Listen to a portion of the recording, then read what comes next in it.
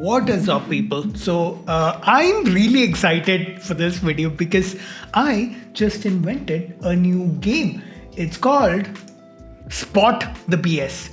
It's a game of bingo. I'll explain soon. It's a game of bingo that you can play live with me, or you can do it alone. Just play it alone with yourself. I'll leave a link in the description. You can just click on that and go right ahead and play. Now, this game is made to be played while watching a pseudoscience video.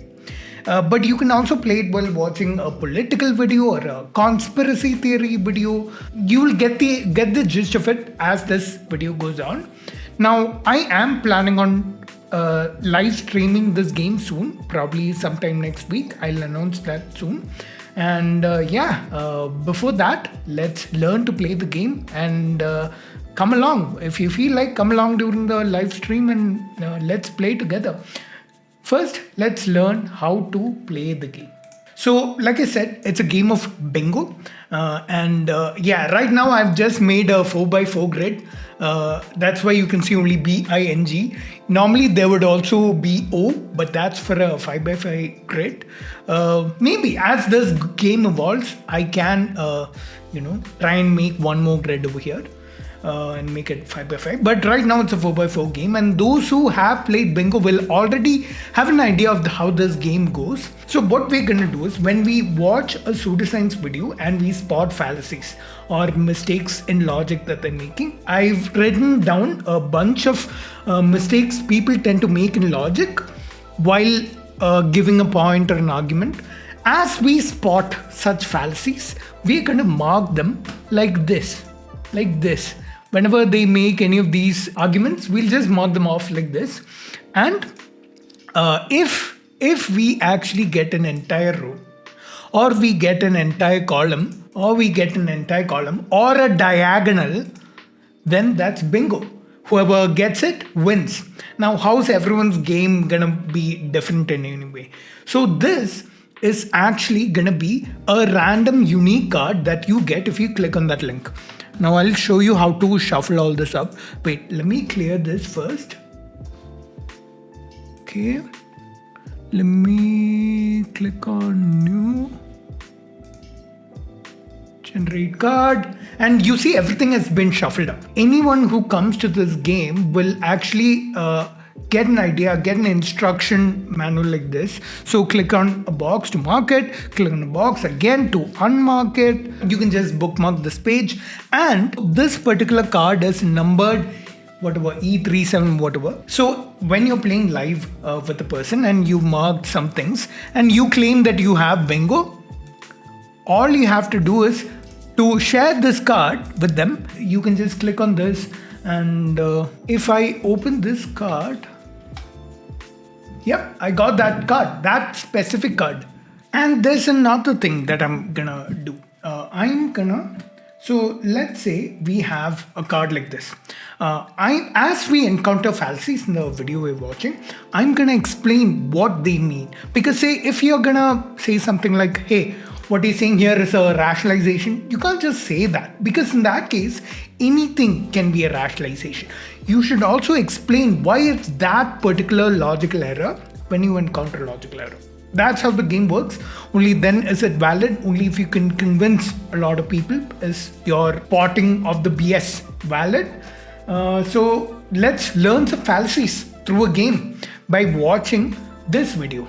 And this is the video we're gonna react to. It's what yoga says about quantum physics. Right away from this title, I can imagine a couple of fallacies that's coming up in what he's gonna explain. But let's watch a video. As he says each thing, we're gonna mark what fallacies we find.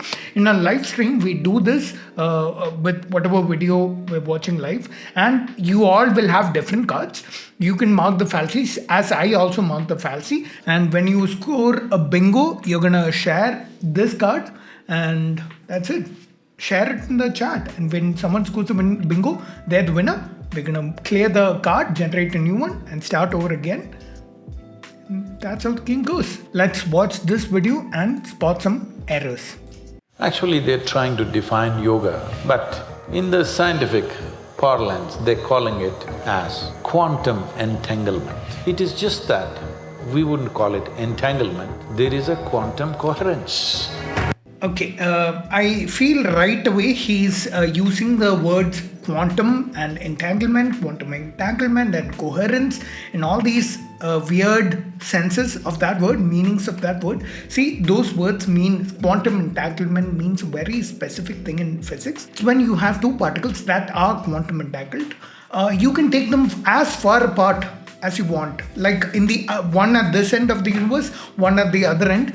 If they're quantum entangled, then a change in the quantum state of one particle is instantaneously conveyed to the other particle. Like the other particle will also change its state in accordance to the first particle. So if you're over there and if I'm over here, I can convey some information to you instantaneously. So this way of justifying one's point by changing the meaning of a word in such a way that it supports their point is equivocation. You can see it used by people like Zakir Naik when he says evolution is just a theory. The word theory in that sentence is not what the word theory means in the context of science. Theory is completely different. So that's an example of equivocation. So here he's confusing the words quantum, entanglement, all that.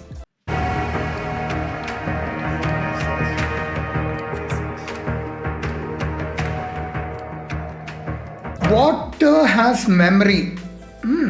I've seen the video where he spoke about water memory also, and I made a video on the main channel about water memory as well, and I know all the facts about it. Like, I know the story behind it. There is research on water memory, but it's very flawed research. The study has never passed peer review, but this video says something where a research has not been provided. Cool. So water memory is something that is not scientifically accepted in the realm of science. So let's continue. Other elements also have memory. See, your idea of what is memory have to evolve. Right now, your idea of memory used to be, till recently, is just what you remember. Oh man, I think But now, your idea of memory has become more technology-oriented. You use the word memory more with reference to your gadgets than to yourself these days. Okay, so I think what he's doing here is see, the word memory has two meanings. We mean memory of our brain, which is our remembering things, which is things we remember, that's our memory. We also use the word memory. So if a hard disk has 256 GB of memory, then we're talking about the storage capacity of that hard disk.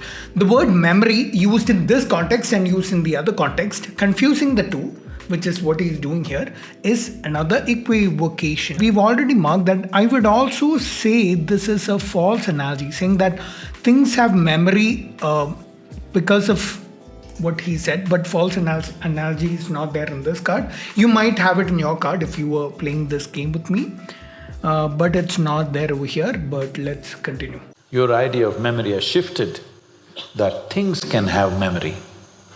Just because memory now, according to him, also means memory of things, doesn't mean it's that way. One, there's an equivocation fallacy being employed here, and two, being committed here, my mistake, and two, giving an analogy that just because things have memory, everything has memory. That's also a false analogy and a hasty generalization, which is another fallacy. You might have hasty generalization in your card, don't have it here. 100 years ago, nobody thought things can have memory, isn't it? Things can't have memory. Something with a storage capacity can have memory. Only living creatures can have memory. How can a thing have memory? But now… Cool, that's an extraordinary claim and no evidence provided. Extraordinary claims require extraordinary evidence. Let's keep watching. Actually, they're trying to define yoga, but in the scientific parlance, they're calling it as quantum entanglement.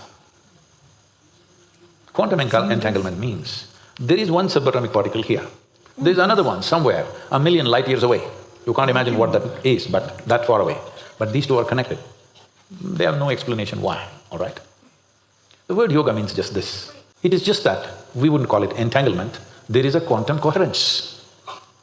The universe or creation or cosmos is entirely coherent. This happens across the universe right now.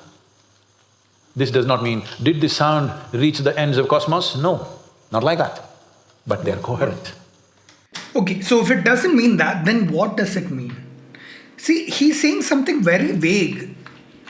The entire universe is connected. This happens across the universe right now. This does not mean, did this sound reach the ends of cosmos? No, not like that. But they're coherent. Nothing here is happening unconnected. If you… Cool. So, if it's not like that, then how is it? What is it like? You haven't explained what you're saying. You're just making untestable claims, vague claims. I have that here. Okay, untestable claim. Cool. So I get this and I have Bengo. Any other fallacy made here? I think there's a slippery slope also, because one thing has memory, another thing has memory. That means everything has memory. That would be a slippery slope. I think he also made a hasty generalization over there.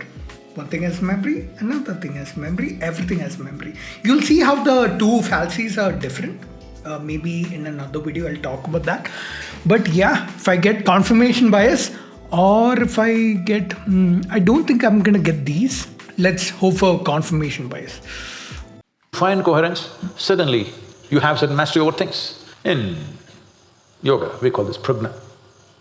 Prajna travels faster than light because it doesn't travel, it's just everywhere. I think that would be confirmation bias, because see, he has certain beliefs, certain understandings of yoga, and when he sees or hears things from the scientific community, whatever it is, he's gonna try and associate it with whatever he understands.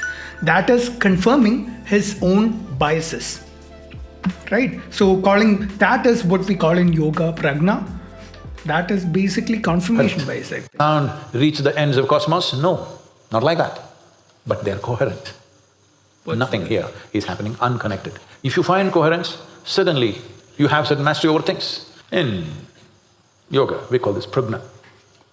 Prajna travels faster than light because it doesn't travel, it's just everywhere. Then how does it travel faster than light? Cool. Like I'm talking about this being. That is confirmation bias. Gonna mark that, and that's the end. I have bingo. I have an entire column. So that's basically how you play it. If you get bingo during when we play it live together, you just have to share this card in the chat and we're done. That's it. So yeah, hope you guys like the game. Looking forward to playing it with you all. Once again, the game link is down in the description. Check it out. I'll see you in the next video.